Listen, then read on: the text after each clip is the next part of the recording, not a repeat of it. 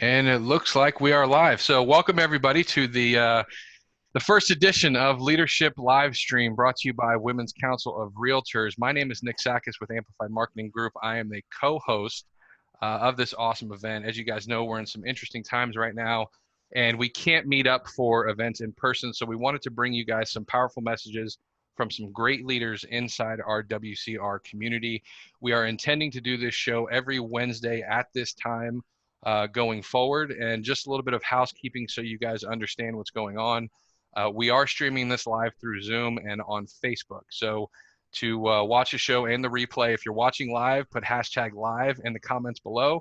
I will be monitoring the comments as we go throughout this this program here. If you're watching this on the replay, give me a hashtag replay in the comments. So we will do some Q&A at the end. So if you have any questions for our guest, Mary, or Catherine, who obviously is the WCR president, you guys all know her, throw them in the comments. I will moderate as we go, and then we will have a little bit of Q&A at the end.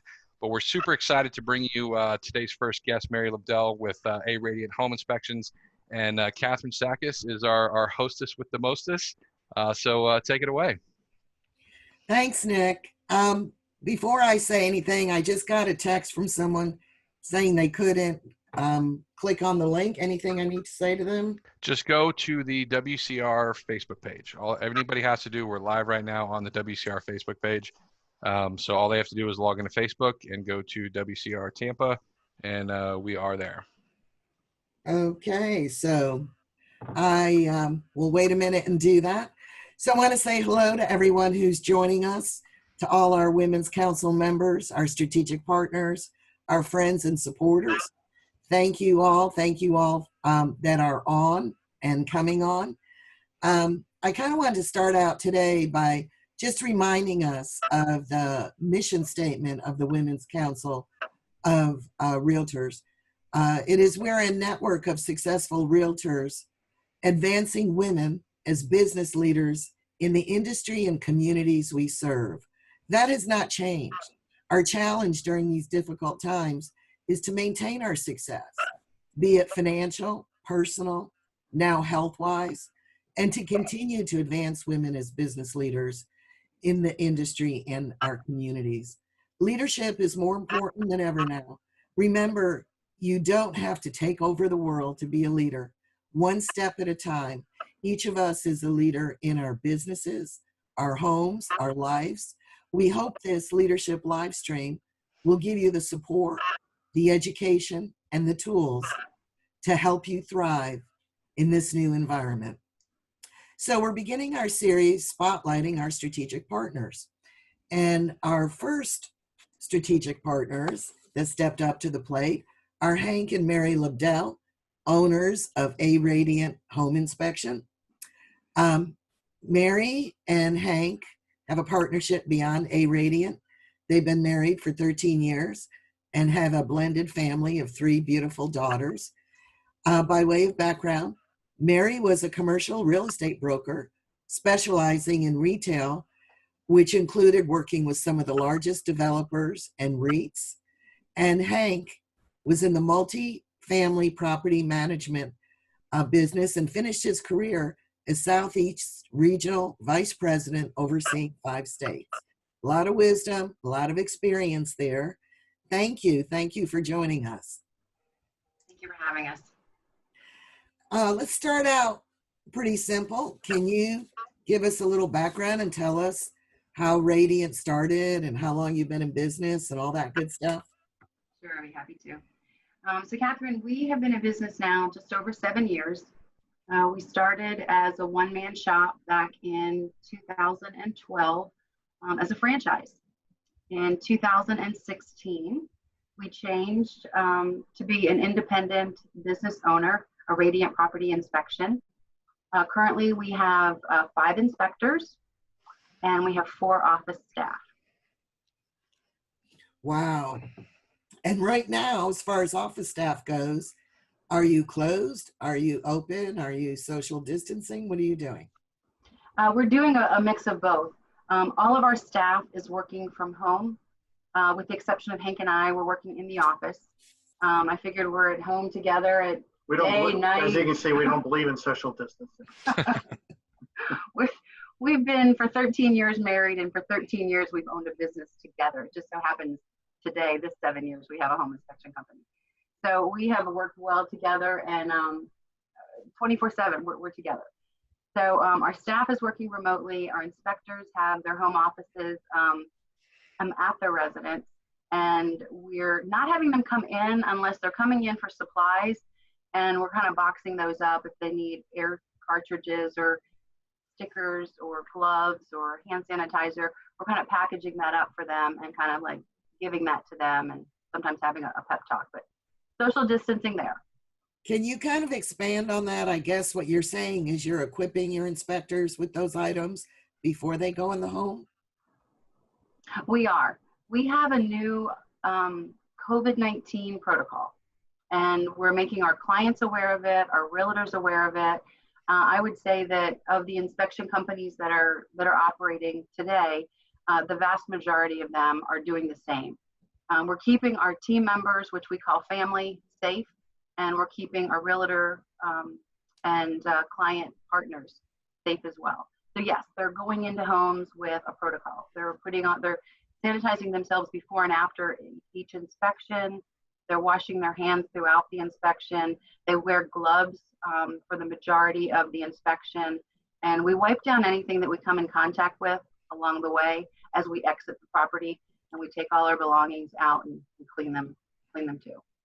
We also have a feature where we're doing Zoom calls. We're encouraging people not to come to inspections. I think a lot of companies may have thought that this is, earth changing, but you know what? We're evolving into a society where everyone's so busy and can't make and attend inspections. So now this has become kind of a new standard. They can Zoom call after a meeting, or they can Zoom call at night with their inspectors and have a face-to-face conversation and not be present. Well, that's an excellent idea, and certainly a time saver going forward when we get past this challenge, as we call it. So what do you think was the biggest challenge in just overnight reorganizing your business to go forward with COVID-19 protocol? Okay, some of the biggest challenges is really to overcome fear of just from not just our team, but also the clients we're working with. And it's really coming up and constantly changing the protocol, because it seems like every day things are changing in the market. And based on what the government's telling us, I haven't found that for sure, but I just got an email that St. Pete now is going on, or Pinellas is going on a lockdown. So that's, and it came from a really good source from the St. Police Department. So we're researching that. We have to see if real estate is still considered a essential business for Pinellas. Well, that's interesting. I guess, is any heads up on when that announcement's supposed to come out? From what I understand, announcement was made today, was voted on today, and it's supposed to go in effect tomorrow. Oh. So we just have to find out if real estate is an essential business, because in a lot of states like California, they're on a lockdown, but at the same time, they're on real estate, home inspections, pest control is all still considered an essential business. It is still considered essential business. In California, every state and every municipality does it differently. Well, I hope we follow suit with that. I hope so. And Yeah. I guess we'll know soon. So, other than your immediate business, you're a small business, realtors are small business. What do you think the biggest small business challenge? I think probably the biggest concern for a small business is being prepared financially and being able to make economic forecasts based on what's happening today. For example, until this week, our business was up 30% over last year. We're down 77% this week. Wow. Things can pivot at a moment, and it's being able to pivot as a business owner, whether it's real estate, whether it's making jewelry at home, whatever it is, it's getting that product out there. Everything is constantly changing. So staying open-minded, thinking through how your business model can evolve and still keep you with a thriving income, or at least a sustaining income until we get back to normal, whatever normal will look like. I think the other thing is too is the hard part is not panicking during this time, and look at the resources that are out there. There's a lot of SBA loans that are becoming available as well. So it's really doing the research and not panicking, and just to keep moving forward in this time. I think another important takeaway from what you just said is you immediately knew your numbers. You knew you were down 70%. It's surprising how many small business owners and realtors don't know their numbers. So just as a note, as encouragement and tip, if you are a realtor or small business partner, if you don't know your numbers off your top of your head, now's the time. You got a little extra time, dig in, learn them. So, and that's the only way you're going to make your projections about sustaining and going forward. So thank you for bringing up that really important point. That being said, you mobilized very quickly. We all did. Things change very rapidly. In hindsight, we're all geniuses. What would you have done differently? There's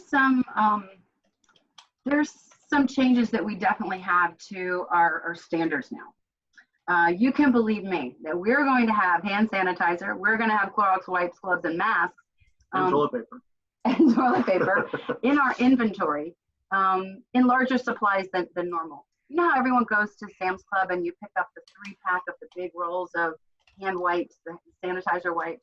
You know, usually I'll go out and I'll get those when I'm down to like the last roll.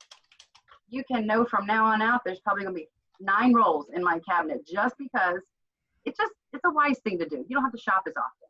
So yeah, there's some things that we would definitely do differently. I do think because of the business coaching that we buy into with a group across the nation, we have been on Zoom calls like no other.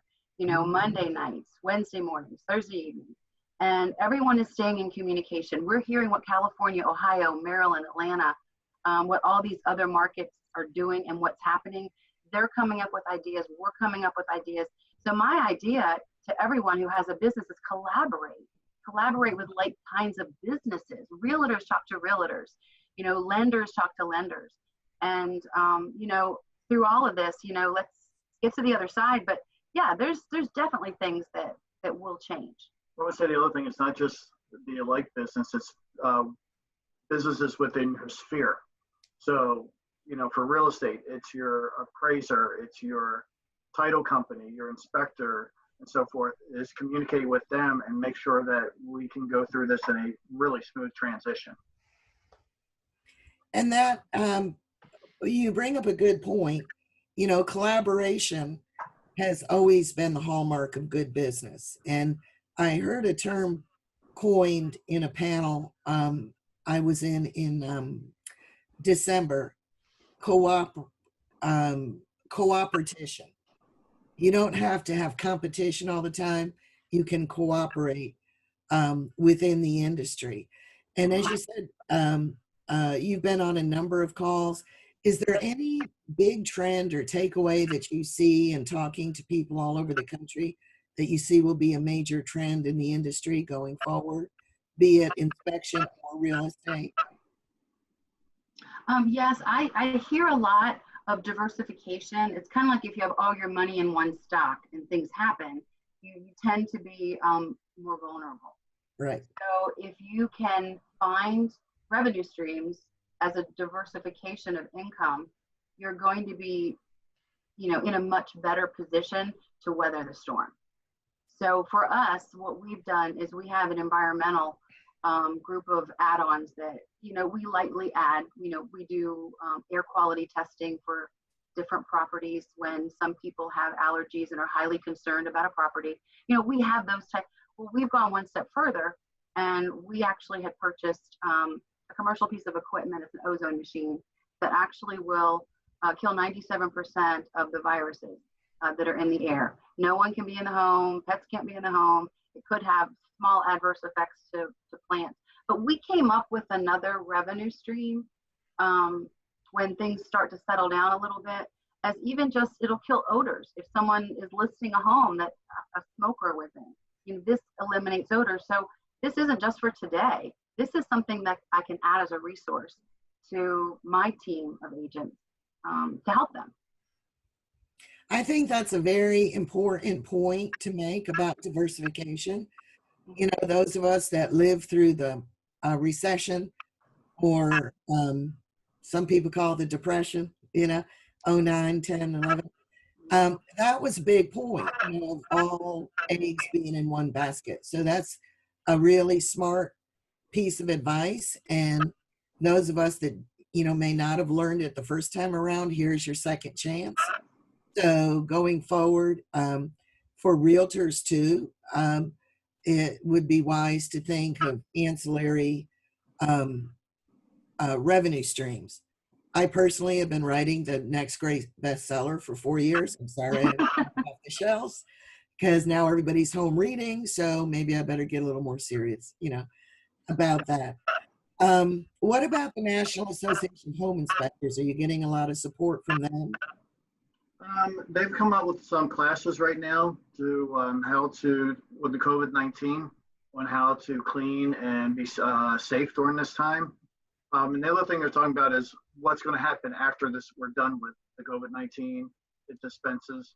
And that's really, you know, they're talking about how we need to be prepared for the onslaught of inspections that are going to come our way. Because as soon as this is done, the real estate market's going to blossom really quick, and it's going to be a sharp upturn, and we have to be prepared for that sharp upturn. Well, I like that positive forecast. Yeah. We'll go with that. I know too, other than home inspections, you're very active in BNI. Are there any insights? You hearing anything from other small business owners within that group that might be of value? No, I mean, there's a lot of fear, especially with the real small business owners. I do know in the group I'm in, we have a dog walker, and his business is just about gone because Everyone's home. Walk their own dogs. They don't need to walk the dog. They want to go outside. So you hear some of the fear from that. And some of the construction is staying fairly the same. I was at a client's house the other day. He's got people at his house right now that they're looking for jobs just to do because they were contractors, and they don't have anything to do right now because everything is stopped. They're doing it for a third of the price they normally would just to have work. That's a good tip for all of our home remodeling clients. You know, realtors use an excuse to call your client base. I can't tell you how many people in the last year or so have said to me, oh, I want to do this or that. I can't find anybody. They're all working for the big builders. Well, they're not now. So another productive use of time might want to make that suggestion to our clients that now's the time to get some things done while you have people available to do it. And you said they're even doing it at a reduced cost to get the business. So that's an excellent tip and a good excuse to call people, you know. And speaking of calls, have you been in contact with your realtor clients? Are you hearing anything, any insights, any ahas from them? Yes, we have reached out to our clients for multiple reasons. Not to pitch our services, but to find out if they need anything, because everyone may need help, whether it's just encouragement, getting someone on the phone, getting them out of their head, you know, getting them off the ledge if they're ready to jump. But we're finding that there are some realtors that have work, and they have plenty of work, and they're keeping their social distances. And I do have one large team leader who she has 100% stopped. Instead, her and her daughters are actually making masks for healthcare facilities. And that just kills me. I mean, Wow. one of our office staff said, hey, I'll volunteer to help Carla. So there are people that, you know, are going in both directions. And we are not hearing gloom and doom, or we've not had anyone yell at us for, you know, picking the phone up to call them. Right. And in some social chats that we've talked to, some agents, you know, just went over the edge and said, why are you calling me at a time like this? Everyone in this area has been so kind, so helpful, and so nice to one another. Yes, we're all stressed, but we're all stressed. It's not just one person. So if you can pick up the phone and call them and, find out, just catch up. How are the kids doing? Did your daughter get married last year or whatever? So calling people makes a lot of people feel better. It advises them that we're open, but that's not the purpose of it. I agree. And I think the calls are valuable, but the calls also have to be sincere, sound sincere, and really be, let them know that you're coming from a place of concern about willingness to help. I don't know, but I have to guess maybe the people that are getting bad reactions are the calls that are more like calling to see how you're doing. And by the way, anybody that wants to buy or sell real estate, that's not the time. This is not the time. Be careful what you offer, open-ended. Can I do anything for you? If they ask for toilet paper, you can't help. So just be careful, But I think that's a very positive thing that's come out of this. It's giving us more time for more of those, for lack of anything else, social calls, instead of business calls, the checking on how are you calls. So I think that's really, really important. Yeah, I think it's a great time for agents to really call their clients they've worked with for the past year or two and just get in touch with them and just establish themselves, because that's word of mouth is going to be great. Hey, did your realtor call you? No, mine did. Right. Really important. And Catherine, that being said, we're hoping to still maintain our level of mentorship, education, value to our members. Why do you think at this point in time your Women's Council membership is still important or relevant? It's because of the networking, the social networking that we can do on new technology like Zoom. It's been there all the while, but more and more we're getting together with other people from the group. It's the collaborating, it's the sharing analytical data, talking to others about what you're seeing, what you're hearing. And if you isolate and you're a business all on your own and you don't have strong partners and strong realtors like Catherine, to bounce ideas off of, you're sheltering yourself. And this is such a great way to blossom your business and share ideas.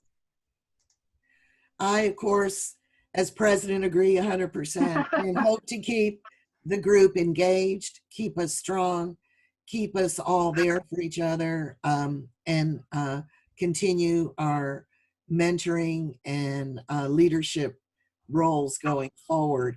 As Nick coined the phrase, this is business, not business as usual, but business as unusual. So we just have to adapt. Thank God we have the technology to do it. Thank God, as a mom, we have Nick and as president of WCR to help us with that technology going forward. Just kind of want to pick your brain as former commercial realtor and Hank also in the commercial business. How do you see this affecting commercial real estate going forward? There are definitely a lot of different topics that I could talk on with regards to this. In some instances, brokerage firms right now that have the ability and have a business type that is a negotiator, there are whole companies that are renegotiating leases for the national companies. They're renegotiating their sales point breaks. They're renegotiating the rent terms and trying to keep the industry as stabilized as possible. If none of that is taking place, then the commercial industry would go in for a crash. Because if you've got a $45,000 Bed Bath & Beyond monthly payment as the owner of Bed Bath & Beyond in 600 locations and there's no business, what do you do? So there are people out there right now that are renegotiating those leases to try to keep those businesses and those doors as solid as possible. Another sales indicator is, with the malls, closed with price points going to drop on some things that you buy online, and people are going to go virtual and buy things online. There are some tenants in malls that have requirements for sales volume. And without having a certain sales volume, they put themselves in default and they can be relocated to another less attractive place in the mall. Everyone is concerned. Everyone is watching this. And there's just a lot of things that are happening behind the scenes. I've been out of it for 7 years. I can't talk specifically as to what they're projecting, but in real estate, there are cycles. And commercial real estate, residential real estate, it's all the same. I think on the multifamily side, I think we're going to see more investors jumping in on the multifamily right now, because during this time, there's going to be a lot of people that are not going to be able to pay their mortgage and might have to leave. And they're going to wind up going into rental properties. So you're going to see a lot more investors jumping in on the rental sides, because there's going to be an upswing in that as well. Right. Well, that's interesting perspectives from both of you, from your past. It's hard to predict anything, as we know. The residential side, we're also in cycles. The question for the last few years has been, are we going to have a shift? Are we at the peak? Are we at the peak? Well, this kind of took care of that question for us. So the best thing we can do is use the tools we have, think outside the box, still try to stay in touch as closely as we can with our databases. There will be people out there snatching up business, and you will survive. A number of us survived. Thousands of us survived the crash of the market, 09, 010. It may have looked different, it might have felt different, but we survived. So just know that there is a positive outcome that will come. It may look a little cloudy for a little while. Hey, So Kathy, let me add one thing to that commercial cycle. mhm. Residential will have a downturn before commercial will have a downturn. So as the residential market starts, if it has a downturn, if people start, having to let go of their homes and foreclose on homes, it's going to be probably a year before you start seeing all the fallout on the commercial end. So there is a lag time with commercial. So you're going to see something happen more dramatically in residential, then it will be followed by commercial. I agree. It is quicker due to the nature of the leases and the business cycles and all that. From what I understand, I wasn't prepared to talk about this, but I understand Fannie Mae and the government have stopped the usual, the 30, 60, 90-day start the foreclosure treadmill, that there's like a moratorium on that they're going to try to stop foreclosures from hitting, the market. I think government backing on that is going to be really important. And so hopefully we won't see that kind of bloodbath that we saw a few years ago. Is it realistic to think we'll have a little bit of it? Probably, but by the same token, like proven last time, what goes up comes down, what goes down goes up. It will come back. It's a matter of survival. It's a matter of cutting back on your expenses, thinking outside the box, to get business, all that good stuff. So go ahead. I was going to say, I think what we're going to see, instead of a seller's market or a buyer's market, after this is done, it's probably going to be a pretty balanced market, instead of one way or the other. Well, that's an interesting perspective. I'd like to see that happen. We're going to open for Q&A shortly. Before we do, you have any final words of advice or encouragement for our listeners? One thing I would tell everyone is look at your business and look at your personal budget.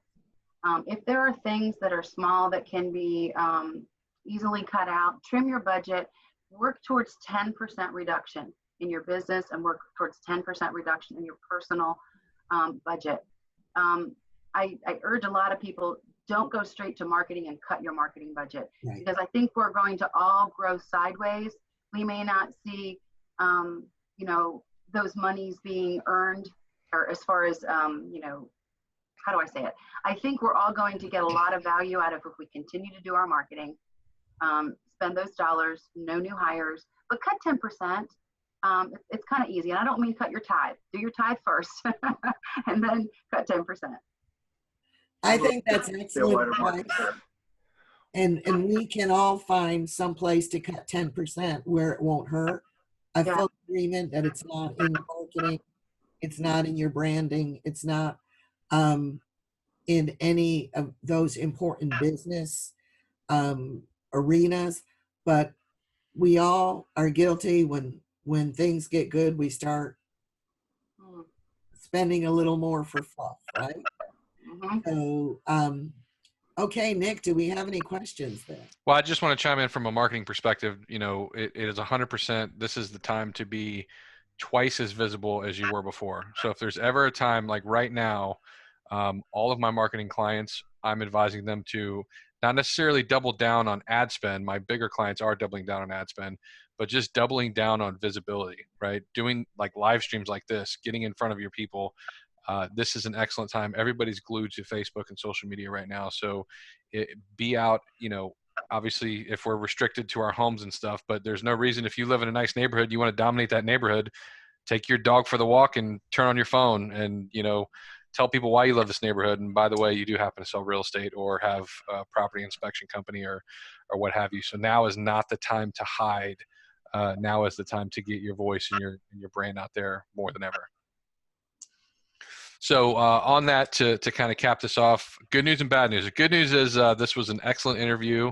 I think there's a lot of good, powerful information shared here. I think everybody in the WCR community will appreciate this. And I think going forward, this is an excellent forum for us to learn and share and grow together. The bad news is we dropped the live stream about 5 minutes into the show. So there's no Q&A. It is what it is. Facebook, for whatever reason, dropped it twice. So we don't have any questions or answers, but we are recording this. So we will be posting this in the Facebook group. If you have questions, if you're watching this on the replay, obviously you have to be. I will still monitor the questions inside Facebook after the fact, but unfortunately, ladies and gentlemen, there's there's no questions right now. Okay. That's all right. Well, in closing, I want to thank Mary and Hank for being guests. I hope plenty of people see the replay. I want to thank Nick with Amplified Marketing for being our co-host and facilitating all of this. Remind everybody, of course, there's no one to remind everyone to do the replay, but you'd be seeing this on replay. Yeah. On the replay, if you're watching on replay, please remember to like and share, not just the replay, but everything we post on Women's Council of Realtors to make sure we get the word out. As far as news goes, Women's Council news, we promised you a value proposition in the beginning of the year.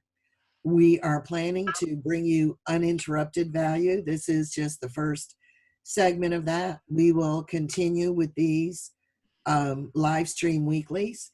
We will continue, our governing board will continue to meet via Zoom and make the decisions we need for the group going forward.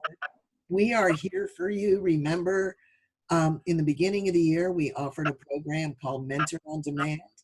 Who knew how much it would be needed? I want to remind you to go to WCRTampa.com, Mentor on Demand. People are there that will talk to you one-on-one about your personal issues, if you need advice going forward, that sort of thing. All of your officers are available to you. All of our contact information is on WCR.org. As far as housekeeping goes, the midwinter meetings have been canceled, but they will be held via Zoom, so we can report on that. Right now, Wire, scheduled for the end of June, is still on, and so are the August meetings. We'll see how that plays out. Our live events are canceled through April 10th, so we missed out on some good programming. We're hoping to bring it to you via webinar. We're working on that. Should we not be able to have our May meeting event with Matt Jones, a national speaker. We will be doing that live. So I know all these things are in place. And we also promised you in the beginning of the year that we'll have a closed Facebook group. Nick is working on that. More about that next week, but it should be out before next week. We'll notify you. That'll give everyone the opportunity that's a member to post concerns, ideas, listings, needs, whatever you have to keep us as close as a community and support for each other as we can be. So that being said, I always believe, lemonade out of lemons. Every cloud has a silver lining. So if you could say one thing, Mary, that is the absolute best thing that's come out of all of this, what would you say it is? I think it's the sense of community that we've all come to appreciate. It's nice to see people walking down St. Petersburg on the streets, walking their dogs, saying hello to people, and slowing down just a little bit. I can't agree more. I want to thank you again. Thank all of you. To all of the people watching on replay, thank you for being members and supporters of Women's Council. So until next week, have a great week. If you need us, we're here. And just continue on. Have a Bye, great guys. weekend.